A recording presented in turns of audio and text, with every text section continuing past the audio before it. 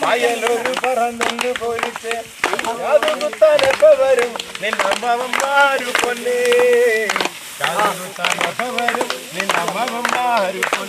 കോതമംഗലം വാരപ്പെട്ടി പഞ്ചായത്തിലെ കോട്ടേപ്പാടത്ത് 20 ഏക്കർ സ്ഥലത്ത് പഞ്ചായത്തിന്റെയും കൃഷിഭവന്റെയും നേതൃത്വത്തിൽ നടത്തിയ ജൈവ നെൽകൃഷിയുടെ കൊയ്ത്തുത്സവമാണ് നടന്നത്.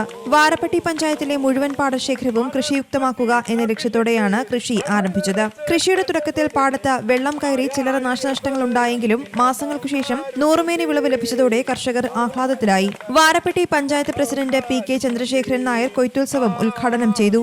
വാരപ്പെട്ടി ഗ്രാമപഞ്ചായത്ത് സമഗ്ര നെൽകൃഷിയുടെ ഭാഗമായി ഈ സീസണിൽ 20 ഏക്കർ സ്ഥലം ജൈവ കൃഷി നെൽകൃഷി ചെയ്ത് പഞ്ചായത്തിലെ തരിശു സ്ഥലങ്ങൾ കണ്ടെത്തി കൃഷി വ്യാപിപ്പിക്കാനാണ് ഇത്തരം പദ്ധതികൾ നടപ്പാക്കുന്നതെന്ന് കൃഷി ഓഫീസർ സൗമ്യ സണ്ണി പറഞ്ഞു.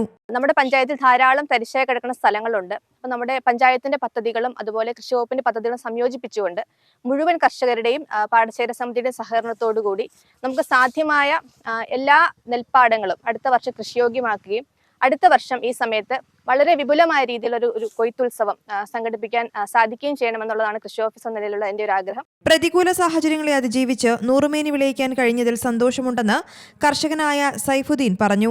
ഞങ്ങളുടെ പ്രശ്നങ്ങൾ പലതും ഞങ്ങൾ പറഞ്ഞിട്ടുണ്ട്. ഞങ്ങളുടെ 1-2 തോട് ശരിയാക്കാനുണ്ട്. ആ ശരിയാക്കി കിട്ടിക്കഴിഞ്ഞാൽ അടുത്ത വർഷം മുതൽ ഇതിനേക്കാൾ നല്ല രീതിയിൽ ഞങ്ങൾക്ക് കൂടുതൽ കൃഷി ചെയ്യാൻ പറ്റും. കോട്ടയപ്പാടത്ത് നടന്ന കൊയ്ത്തുത്സവത്തിൽ നിരവധി പേർ പങ്കെടുത്തു.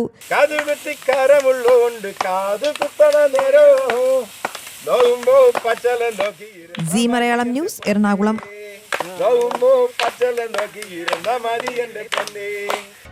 പുതിയ വാർത്തകളും വിശേഷങ്ങളും ഇനി വിരൽ തുമ്പിൽ.